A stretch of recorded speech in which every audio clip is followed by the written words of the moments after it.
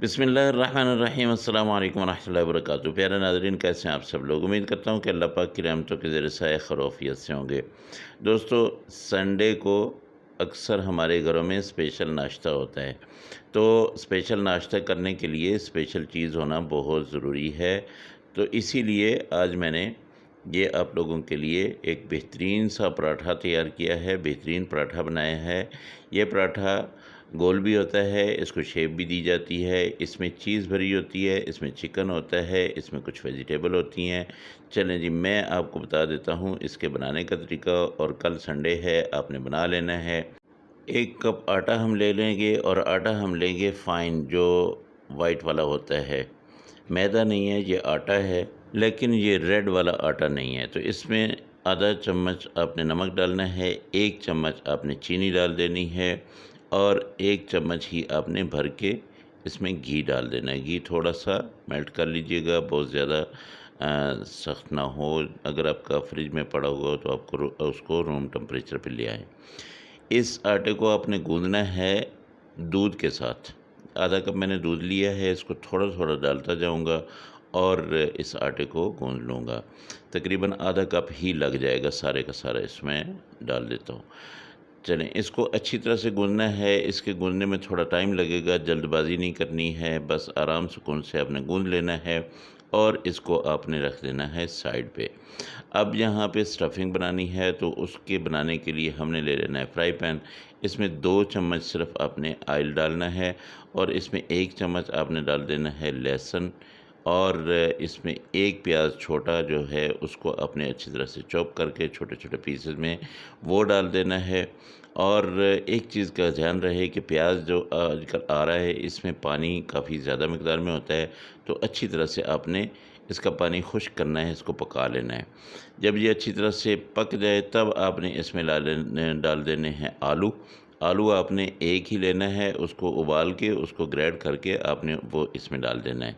इसके बाद आपने चिकन लेना है। चिकन 1 कप हो या आधा कप हो, मैं सिर्फ़ 2 पराठों के लिए बना रहा हूँ, तो मैंने आधा कप चिकन लिया है। ये उबला हुआ चिकन है और ग्रेट किया हुआ चिकन है, ठीक है। इसको आपने रेशे-रेशे कर लेना है। 1 चम्मच आपने लाल मिर्च पाउडर डाल देना है, और आधा चम्मच आपने डाल देनी है कुटी हुई लाल मिर्च। इसको अच्छी तरह से मिक्स कर लें।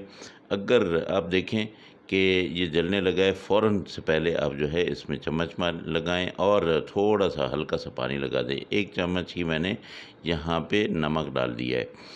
ये छोटा चाय वाला चम्मच है, ठीक है। आधा चम्मच मैं यहाँ पे काली मिर्च पाउडर डाल दूँगा। अब बस स्पाइसेस जो है इतने से ही काफ़ी हैं, इससे ज़्यादा जो है वो बहुत ज़्यादा हो जाएगा। तो इसको अच्छी तरह से पका के आपने इसको फैला के रख देना है। गरम मसाला थोड़ा-सा मैं डाल रहा हूँ, ताकि प्यारी सी अच्छी सी खुशबू आए। तो इसको अच्छी तरह से पका के इसका पानी बिल्कुल जब खुश्क हो जाए, तब आपने इसको रख देना है साइड पे और फैला देना है, ताकि ये ठंडा हो जाए। और इसको साइड पे रख के फिर हम आ जाएँगे रोटी बनाने की तरफ, पराठा बनाने की तरफ। चलें जी, यहाँ पे 3 पेड़े मैं बनाता हूँ, और इन 3 पेड़ों को कैसे बनाना है ये मैं आपको बता देता हूँ। 3 पेड़ों की रोटी कैसे बनानी है, ठीक है। वैसे तो आम तौर पे जो हम बनाते हैं घरों में, उसी तरह की रोटी बनानी है, लेकिन एक हमने पराठे को थोड़ी-सी शेप देनी है।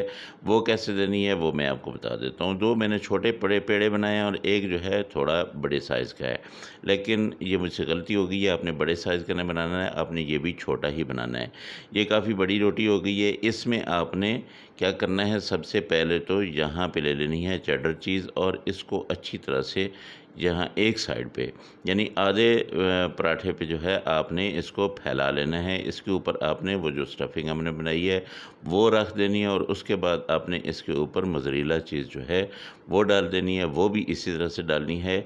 चीज़ जो है वो काफ़ी मिक़दार में आपने डालनी है। चीज़ डालने में आपने कंजूसी नहीं करनी है। बस ये ऊपर से बिल्कुल कवर हो जाए, तो एक साइड से उठा के हमने यूँ करके ऊपर रख देना है, और ये एक बड़ा सारा समोसा नुमा पराठा जो है हमारे पास रेडी है।